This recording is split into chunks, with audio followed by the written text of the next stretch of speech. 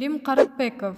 Эки досту кучакташып куттукташат деп ойлодум эле. Илим Карыпбеков социалдык тармактарда жүргөн Садыр Жапаров менен УКМКнын төрагасы Камчыбек Ташиевдин кол алышып кучакташкан сүрөтүнө өз пикирин билдирди.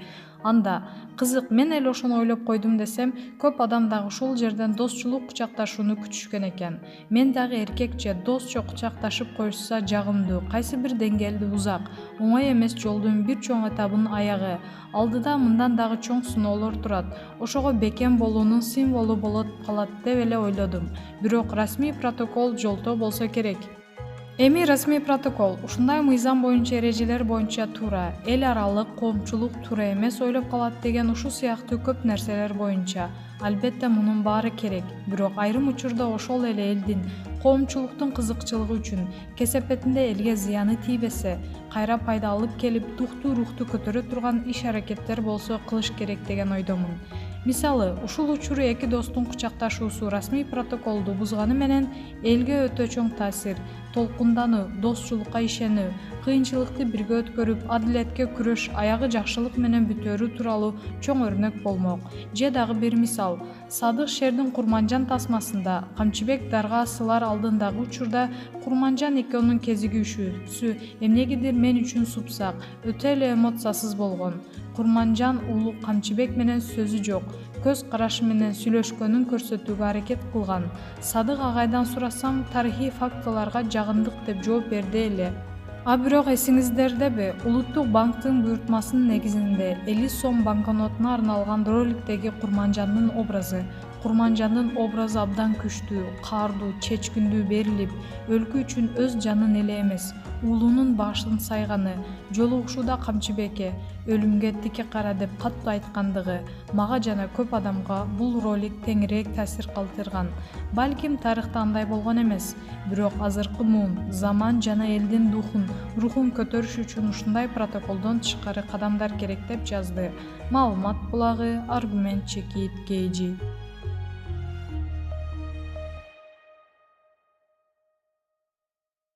Айчүрөк Иманалиева Анжеликанын кыздарына арнап пост жазды. Анда Айыма менен Айлиндин тез сакайып кетишин каалаган. Айтылбай келген кырсыктан эч ким кача албайт.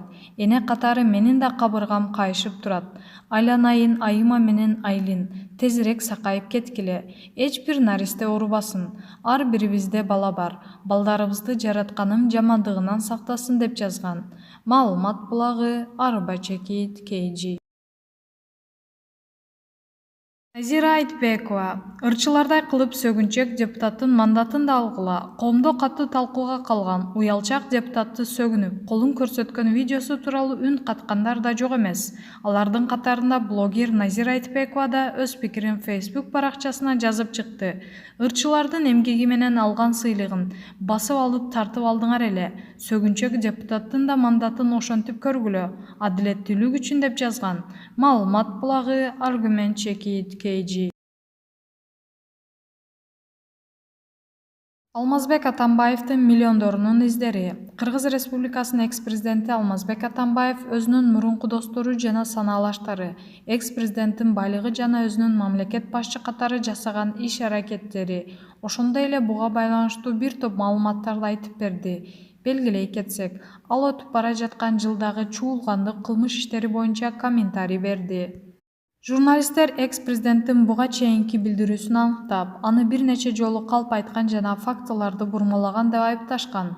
Баса Атамбаев айрым каталарын мойнуна да алды. Бул тууралуу Кактус Чекит медиа басылмасы 2018-жылы жазып чыккан. Ошондой эле басылма Атамбаевдин байлыгы тууралуу да материалдарды жарыялаган. Киреше тууралуу декларация, цитата: «Өткөн жылы мен 100 эмес 111 миллион сом киреше таптым жана ишканаларымдын бирин саттым. Бирок мындан тышкары мен айлык акы да алып турдум. Ошол эле учурда аялым да дивиденд алып турду». Атамбаевдин тапшырышы керек болгон расмий декларацияга ылайык 2017 жылы 100 миллион 118 миң сом киреше тапкан. Ошол эле учурда кирешенин суммасына буга чейин 77 миллион сом сарпталган. Атамбаевдин жубайы Раиса 7 миллион 383 миң 312 миң сом тапкан. Көрсө Атамбаев декларацияда ишкананын сатылышын көрсөткөн эмес. Муну менен ал мыйзамды бузган. Тактап айтсак, мыйзамга ылайык кыймылсыз мүлк менен болгон бүтүмдөр жазылышы керек болчу. Атамбаевдин бизнесиндеги миллиондордун изи. Цитата. Ал эми 1989 жылдан 2005 жылдын күз айына чейин мен эч кандай мамлекеттик кызматты элеген эмесмин. Ал эми 1989 жылдан 2000 жылдарга чейин мен өз байлыгымды кирешемди таба баштадым. Алмазбек Атамбаевдин расмий өмүр баянына ылайык 2005 жылга чейин Атамбаевдин саясатка жана мамлекеттик кызматтарга эч кандай тиешеси болгон эмес. 1980 жылдардын аягынан баштап Форум илимий өндүрүштүк компаниясынын жетекчиси, андан кийин 1997-1999 жылдары Кыргызавтомаш ААКтын башкы директору болуп иштеген. 1999-2004 жылдары ал форумдун өнөр жай жана тобунун директорлор кеңешинин төрагасы болгон. 2004-2005 жылдары Кыргызавтомаш корпорациясынын директорлор кеңешинин төрагасы болуп келген. Азыр салыктан чегерилгендердин текшерүү кыйын. Бирок Атамбаевдин өзү айткандай, ошол кезде тартыштык деп эсептелген китептерди басып чыгаруу ага болуп көрбөгөндөй киреше алып келген. Атамбаевдин Туркиядагы миллиондорунун изи. 2002 жылы мен Гүлжанлар Электрик Электрониктен 6 жолу дивиденд алып, аны кайра 2003 жылы январь айында саттым. Жылына 6 жолу гана жалпы суммасына 26 миллион доллардан ашып кетти. Болжол менен 27 доллардык чапчыйт. Буга аргумент катары КСТПК документтерди таратты.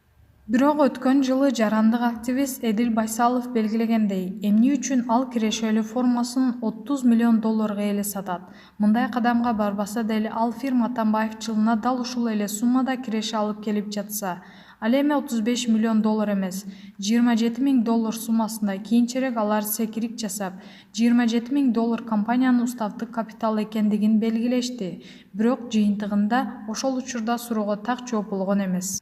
Ошого карабастан, туркиялык фирмалар 2003 жылы Алмазбек Атамбаевга Гүлжанлар Электрик Электроник ЛТД ширкеттик компаниясынын 90% акциялары үчүн 35 миллион доллар төлөгөндүгүн тастыкташкан. Ошол кездеги президент акча жана бир топ Кыргызстанга кантип которулгандыгын так айткан эмес. Атамбаев өз маегинде сумманы накталай алгандыгын айткан. Ал апрель ыңкылабынан кийин мен акчамды Кыргызстанга которууга жетиштим. Мен бул жака инвестиция салдым жана аны жумшай берем деп билдирген. Кантса да Алмазбек Атамбаев өзү буга чейин билдиргендей, андан кийин Туркияда эч кандай бизнеси жана мүлкү болгон эмес. Атүгүл аларды тапкандар өзүлөрү үчүн алууну сунуш кылган. Ал эми саясаттагы анын эң башкы саясий оппоненти катары таанылган Өмүрбек Текебаев. Атамбаевдин чет жерде бизнеси бар. Президент 2011 жылдан кийин өтө эле байып кетти деп айтканы менен Текебаев бул сөзүн далилдей алган жок. Далилдемек тургай аны түрмөгө камашты. Декларациялардын биринде да 2003 жылдагы келишимден алынган 35 миллион доллар көрсөтүлгөн эмес. Буга карабастан анын декларациялары көптөн бери берилип келген. Башкы прокуратура Текебаевдин айткандары боюнча текшерүү жүргүзүп, Демир Кыргыз Эл аралык банк ЖАКнын жана АКБ Толубай ЖАКтын маалыматы боюнча Алмазбек Атамбаев жана анын үй бүлөсү 2007 жылдан бери, башкача айтканда, Атамбаев президенттин кызматына киришкенге чейин банк төмөрчүлүктөрүн колдонушкан. Банктагы эсептин жалпы суммасы 1,7 миллион АКШ долларын түзгөн. Бүтүмдөн түшкөн акча кайда калды деген суроо дагы деле жоопсуз калууда. Алмазбек Атамбаевдин Анкара газдагы миллиондорунун изи. Кийинчерээк Атамбаев компанияларды сатуудан түшкөн акча жөнүндө айткан. Ал биз Туркиянын президенти Эрдоган жөнүндө сөз болуп жатат. Кактус Чекит медиа. Ал жада калса өзү мага жардам берди. Анткени мен Түркиядагы ишканаларымды сатканда акчамды досторума бергем. Алардын арасынан бирөөсү Анкара газ долбоорун инвестициялаган. Эми биз чогуу инвестиция салганбыз десем болот. Ал жакта 50 миллион доллардан ашык тоңдурулган каражат бар болчу.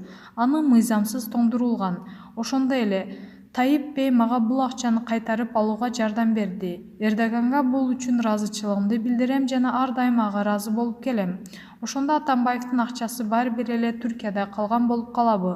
Бул тууралуу жарандык активист Эдил Байсалов кененирээк айтып берди. Анын айтымында 2007-жылы Анкара мэриясы Башкент-газ бөлүштүрүүчү тармагын сатыкка койгон. 2008-жылдын март айында келишимди $1,5 миллиард баалаган Global Energas консорциуму жеңүүчү деп табылган. Бирок алар сумманы төлөй албай калышкан. 2009-жылдын январында Анкара мэриясы сатып алуу укугун Атамбаевдин илгертен бери келе жаткан досу Ахмет Каяга таандык болгон Электрометтин экинчи талапкерине өткөрүп берген. Депозит катары компания кепилдик берген банктын $50 миллион аккредитивин түзүп, бирок булар да $1 миллиард төлөй алган эмес. Маалымат булагы Nazar News Check It KG